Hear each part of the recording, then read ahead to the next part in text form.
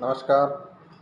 मुख्यमंत्री माझी लाडकी बहीण योजना या योजनेची एक अपडेट आलेली आहे आणि ती अपडेट म्हणजे कोणती, तर ज्या महिला लाभार्थ्यांनी ई-के-वाय-सी करताना काही चुका केल्या असेल किंवा त्यांना वाटते की आपल्याकडून काही चूक झाली असेल, तर अशा महिला लाभार्थ्यांना के-वाय-सी पुन्हा करण्याची संधी शासनाने उपलब्ध करून दिलेली आहे आणि त्याची अंतिम तारीख आहे 31 डिसेंबर 2025. त्याच्या आत आपल्याला ई-के-वाय-सी करायची आहे.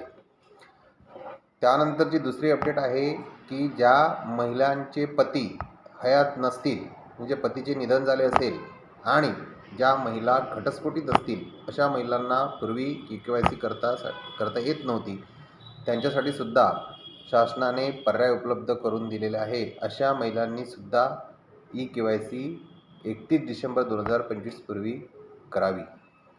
त्यानंतर तिसरा ऑप्शन आहे अविवाहित महिला लाभार्थी. अविवाहित महिला लाभार्थ्यांसाठी तिसरा अपडेट म्हणजे असा आहे की जर त्यांचे वडील हयात नसतील, म्हणजे वडिलांचे जर निधन झाले असेल, तर अशा महिला लाभार्थ्यांना सुद्धा ई-के-वाय-सी करण्याचा पर्याय उपलब्ध झालेला आहे. अशा प्रकारच्या 3 अपडेट आहे आणि सर्व महिला लाभार्थ्यांनी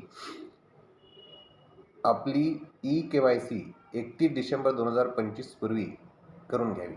आता प्रश्न असा आहे की ज्या महिला लाभार्थ्यांचे पतीचे निधन झाले असेल किंवा घटस्फोटित झालेले असेल, अशा महिला लाभार्थ्यांना ई-के-वाय-सी केल्यानंतर पतीचे निधन झाले असेल तर त्यांचे मृत्यू प्रमाणपत्र, घटस्फोटित झाले असेल तर त्यासंबंधी प्रमाणपत्र घेऊन अंगणवाडी सेविका यांच्याकडे 31 डिसेंबर 2025 पूर्वी देणे बंधनकारक आहे. जर ते आपण सबमिट केले नाही तर आपल्याला जो लाभ आहे तो लाभ आपला बंद होईल.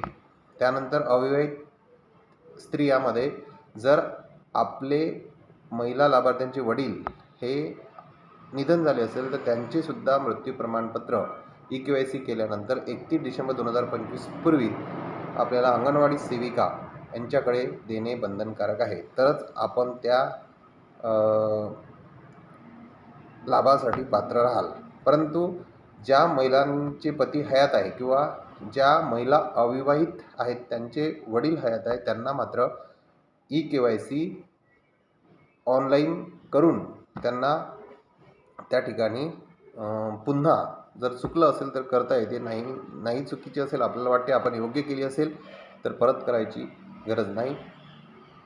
तरी सर्व महिला लाभार्थ्यांनी ladkibahin.maharashtra.gov.in ई-के-वाय-सी या वेबसाईटवर जाऊन आपण ई-के-वाय-सी करू शकता किंवा आपल्या नजीकचे जे सेंटर असतात, ग्राहक सेवा केंद्र असतात, त्यांच्या तिथे जाऊनसुद्धा आपण आपली ई-के-वाय-सी करून घ्यावी. तरी सर्व महिला लाभार्थ्यांनी